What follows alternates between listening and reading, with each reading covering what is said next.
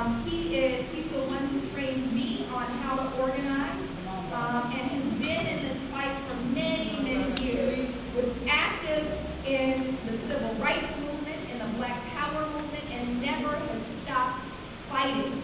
He is a model of the way in which we should live. I want to bring up my Baba Akili.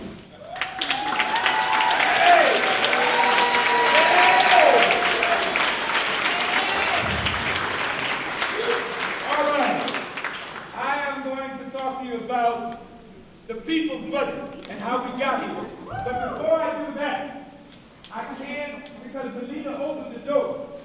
She talked about the work that's being done. Let me tell you about the work. Let me tell you about Jackie Mason must go. Every Wednesday at 4 o'clock.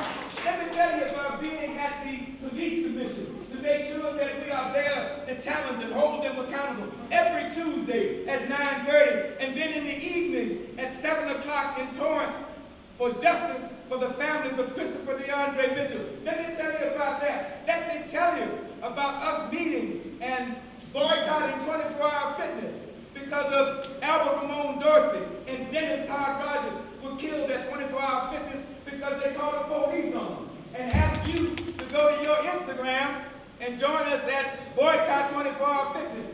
That's what we do. Whoa, I may not need that, huh?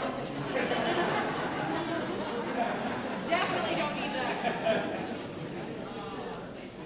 That's what we do in between these marches. That's what we do every day. If you want to be involved, get with us. We will consume your time. But we will consume it for good things, for justice, and for the liberation of our people. So I wanted to at least take that time to tell you about what we do at Black Lives Matter. We just don't do big demonstrations in the streets. What you saw last Wednesday with thousands of people, we there every Wednesday. If it ain't nobody but me and Melina, we there. Because Jackie Lacey must go. So, say it, Jackie Lacey? Must go. Jackie Lacey? Must go. All right. So, as a part of that, for over 5 years, Black Lives Matter has been raising questions and attacking the budget, which over 50% of it goes toward police. And so we have raised questions about that. Is that the best way to spend money? How about spending money on this? How about doing that? One year we came out with a comparison. You can hire at least 3 gang prevention and intervention officers for 1 police officer, if you really are concerned about gangs. So we've been doing this. This year, we had much more of an impact because 2 things happened.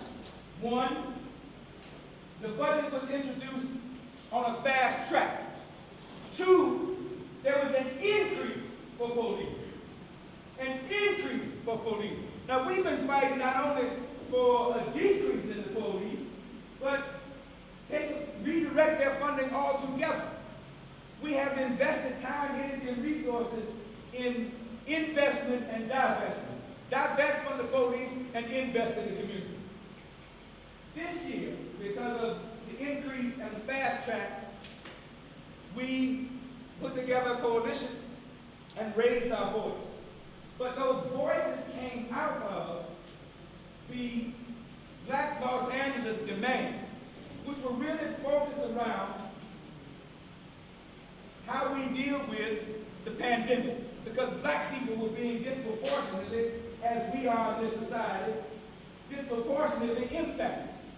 And so we thought we had to speak up and speak out about that, and we had to take the money from the police to fund that.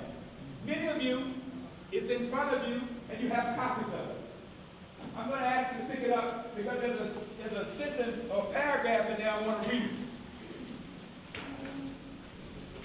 To address these demands, a significant share of stimulus and public funding must be earmarked as grants for for black community and ongoing program funding should be redirected from police and law enforcement budgets to provide resources that bring real public safety.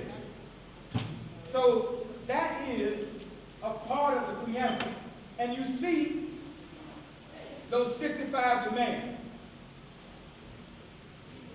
While this list is broad, we didn't try to get every demand, all demands, just critical demands. And we had 50 black organizations help frame it. And that's how we came up with it. But I wanted to read that to you because we are saying we are in a critical period here. We're in a pandemic, y'all. Black folks are dying. We want money to help our people in our community deal with that. And so we looked at that. But then we saw an increase for police. And at the same time, these same police, anybody have heard the name Frank Hernandez? That's an officer that beat up the man in Ball Heights. Any of y'all know or have relatives that have names have been entered in the Cal Gang database?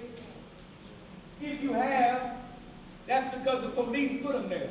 And the police have been putting in innocent names of black people, which impacts their lives. And once again, LAPD is in the top 5 cities for killing its residents. A few years ago, they were number 1. And then they switched with the sheriff department and then went back to number 1. Now they're number 5. So they've fallen off. But we thought that the police did not need to be rewarded, that they did not need to be given that much resource. And so the second sheet that you have is the people's budget. And this budget grew out of a town hall meeting that we had, online surveys, people calling in their input. Over 3,000 people filled out the survey. And over 10,000 people have participated with us in one form or another. That's the people's voice. That's the people saying, wait a minute, I think we should do this. That's the people saying, we need money for housing. The people are saying, we need money for parks. The people are saying, we need money for mental health. The people are saying that we don't want all our money spent, and we got to remember whose money this is.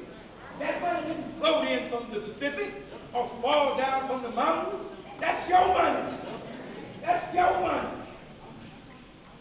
And so the people created this budget.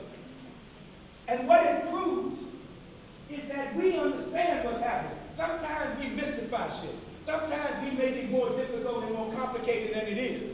But after people looking at this, hearing about it, asking simple questions, they filled it out. And so the people have a budget now.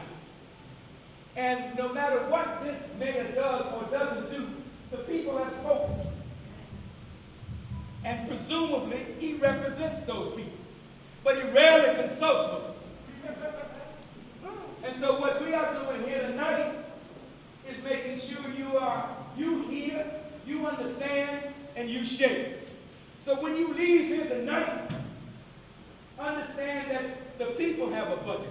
The people have a voice. The people have the capacity to say what we want. And we have the capacity to demand it and make sure that it is done. That applause is for you. We could not get this done as much as BLM works and as hard as we work. We still could not have done this without you and people like you. No movement has been successful without you. No movement. And so, you know now about the black demands. You know now about the people's budget. You know now about what we can do. We got to keep doing this. We cannot stop. The mayor can meet with as many Negroes as he wants. won't mean nothing. It won't mean nothing. And if you're a good Negro and you get that call, you might as well tell it. All right. So you know about the people's budget, is that right? Yes. You know about the demands, is that right? Yes. All right. So when people ask you, what did y'all do last night? Tell them about that. When people ask you, what's going on over there with them people? Tell them about that. And tell them about how you spent your time. Tell them about how you gonna change this city. Thank you very much.